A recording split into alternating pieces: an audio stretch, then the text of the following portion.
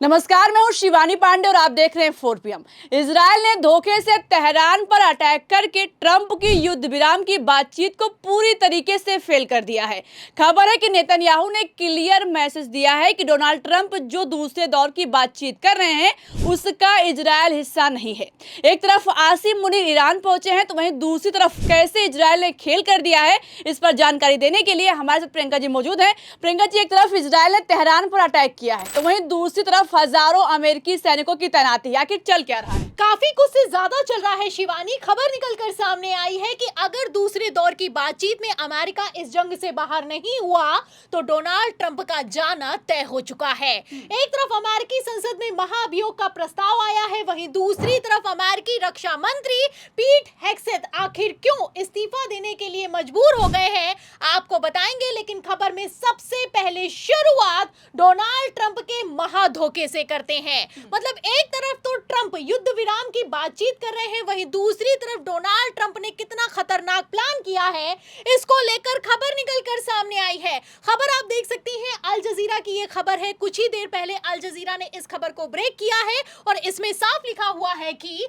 Araghchi wants to dangerous consequences of US provocation in Hormuz in call with China's FM Wang Yi. मतलब China के विदेश मंत्री से Iran के विदेश मंत्री ने बातचीत की है और फोन कॉल के दौरान क्लियर कह दिया है कि जिस तरीके से स्टेट ऑफ हॉर्मोज पर अमेरिका उकसावे का एक्शन कर रहा है इसके परिणाम घातक होंगे। मतलब एक तरफ तो बातचीत करने के लिए डोनाल्ड ट्रंप का मैसेज लेकर आसिम मुनीर ईरान में लैंड हुए हैं, वहीं दूसरी तरफ धोखे से ईरान के स्टेट ऑफ हॉर्मोज पर कब्जा करने की तैयारी की जा रही है। फिलहाल इसी तैयारी को लेकर अरागजी ने मीटिंग के बीचों बीच चाइना को फोन कर दिया है और क्लियर कट कह दिया है कि जो भी अमेरिका कर रहा है इसका परिणाम खतरनाक होने वाला है। आपको बता दें शिवानी, डोनाल्ड ट्रंप प्लान कर रहे हैं किसी ना किसी तरीके से ईरान को सरेंडर करने के लिए मजबूर किया जाए। जाहिर सी बात है कि स्टेट ऑफ हॉर्मोज को जैसे ईरान ने बंद किया है इसके बाद से ईरान की बार्गेनिंग पावर बढ़ गई है। फिलहाल इसी पावर को डोनाल्ड ट्रंप खत्म करना चाहते हैं और युद्ध विराम की बातचीत के बीचों बीच स्टेट ऑफ हॉर्मोज पर नाकेबंदी करना चाहते हैं।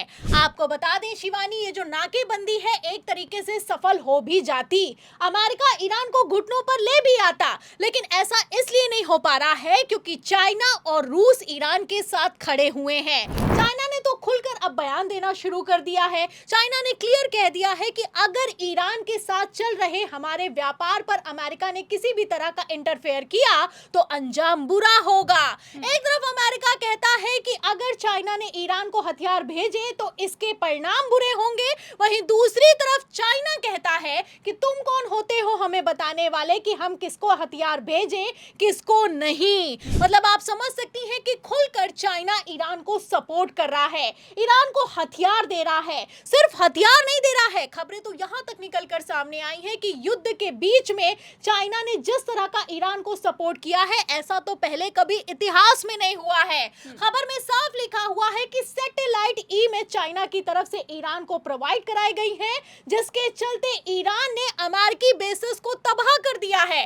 आप अच्छे से जानती हैं कि कतर, यूएई, बहरीन और जितने भी मिडिल ईस्ट के देश हैं वहां पर ताबड़तोड़ ईरान ने अटैक किया और F-35 से लेकर F-15 को भी ईरान ने मार गिराया। फिलहाल किस दम से ईरान ने ये एक्शन लिया इसका खुलासा अब हो चुका है। रिपोर्ट निकलकर सामने आई है कि चाइना ईरान को पहले दिन से सपोर्ट कर रहा है। मतलब पहले तो चाइना की मदद से ईरान ने अमेरिका पर हमला किया और अब चाइना के खेल में हजारों की तादाद में अमेरिकी सैनिक फंस गए हैं। खबर निकलकर सामने आई है कि जिन सैनिकों को डोनाल्ड ट्रंप ने स्टेट ऑफ हॉर्मोज पर नाकेबंदी करने के लिए भेजा था उनकी जान को खतरा है।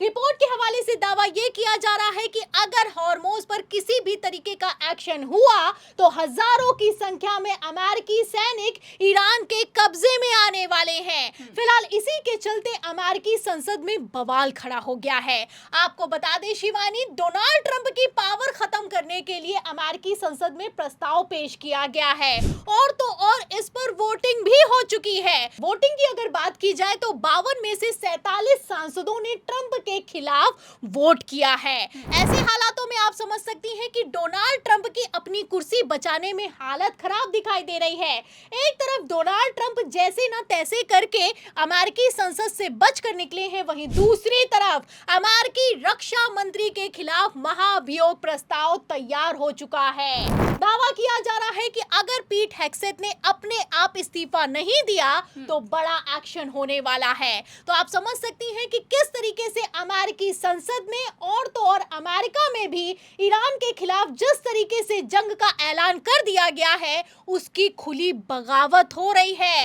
आपको बता दें कि ट्रंप प्रशासन बुरी तरीके से फंस गया है। एक तरफ डोनाल्ड ट्रंप की हालत खराब है, वहीं दूसरी तरफ बड़ी खबर ये निकल कर सामने आई है कि नेतन्याहू ने क्लियर कट कह दिया है कि जो डोनाल्ड ट्रंप दूसरे दौर की बातचीत कर रहे हैं ईरान के साथ उसका हिस्सा इजराइल नहीं है। इजराइल का कहना है कि ईरान के साथ युद्ध करने के लिए हम तैयार खड़े हैं। तो आप समझ सकती हैं कि किस तरीके से नेतन्याहू भी अपनी कुर्सी बचाने के लिए लगे हुए हैं।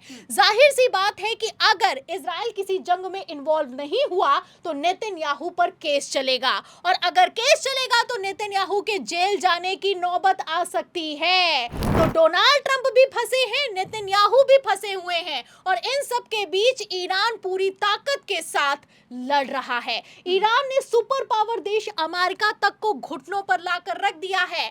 आपको बता दें शिवानी, एक तरफ इजराइल ने डोनाल्ड ट्रंप को धोखा दिया है, वहीं दूसरी तरफ खबर ये निकल कर सामने आ रही है कि तेहरान, जो कि ईस्टर्न तेहरान है, वहां पर अटैक हो रहा है। लगातार एक तरफ जहां युद्ध विराम की बातचीत चल रही है, वहीं इन सब के बीच अटैक करने का मतलब क्या बनता है आप समझ सकती हैं। जाहिर सी बात है कि इजराइल इतनी आसानी से अमेरिका को इस जंग से बाहर नहीं होने देगा। खबरें तो यहां तक निकल कर सामने आ रही हैं कि डोनाल्ड ट्रंप इस युद्ध से बाहर निकलने के लिए तड़प रहे हैं। सिर्फ युद्ध विराम की बातचीत ईरान में नहीं चल रही है। आपको बता दें कि लेबनान और इजराइल के बीच भी मीटिंग को ऑर्गेनाइज किया गया है, और इसको लेकर तो डोनाल्ड ट्रंप ने तो यहां तक कह दिया है कि ये एक बढ़िया शुरुआत है। फिलहाल कितनी ये बढ़िया शुरुआत है इसके लिए आप अल जजीरा की खबर देखिए। लेटेस्ट रिपोर्ट निकल कर सामने आई है और इसमें साफ साफ लिखा हुआ है कि साउदर्न लेबनान पर इजराइल की तरफ से अटैक किया गया है, और इस अटैक में कई इमरजेंसी व्हीकल से लेकर हॉस्पिटल के आसपास तबाही मचाई गई है। फिलहाल इन सब के बीच डोनाल्ड ट्रंप ने क्लियर कट कह दिया है कि मैं चीन के लिए स्टेट ऑफ हॉर्मोज को खुलवा रहा हूं, ताकि जब मैं बीजिंग जाऊं तो चाइना के राष्ट्रपति मुझे गले लगाएं।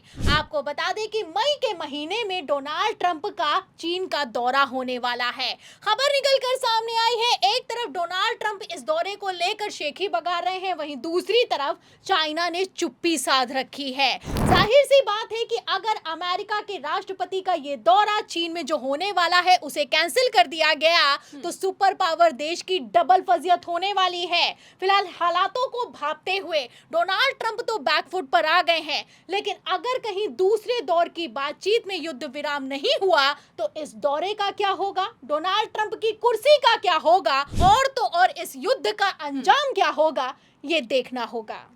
तो ट्रंप तो चले थे ईरान में रिजीम चेंज करवाने, लेकिन जैसे खुद की कुर्सी जाने की नौबत आई है, ऐसे हालातों में अगर दूसरे दौर की बातचीत में युद्ध विराम नहीं हुआ तो अंजाम क्या होगा? इस सवाल के जवाब पर आपको क्या लगता है? अपनी राय बताइएगा, वीडियो को लाइक कीजिएगा, शेयर कीजिएगा, ज्वाइन कीजिएगा। देखते रहिए 4 PM। नमस्कार।